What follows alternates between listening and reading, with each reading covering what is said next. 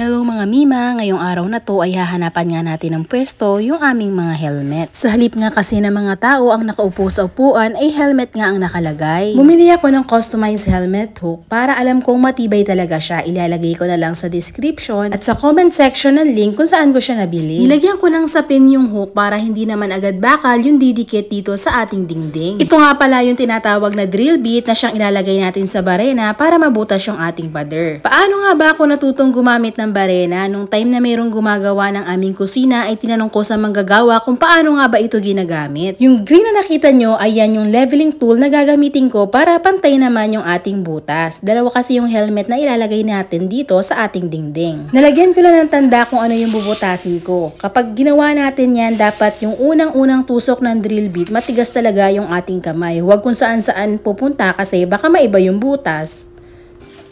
May kiraan po sa vlog. O diba may nakiraan pa? Dino-double check ko nga kung tama ba yung tanda na nilagay ko naman sa kabila dahil bubutasin ko na rin siya.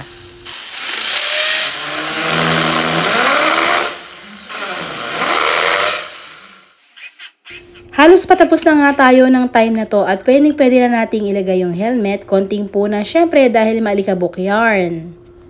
Ito na yung end result. Ayan, madali na nating makukuha yung helmet tuwing aalis tayo. Ayun lang. Bye!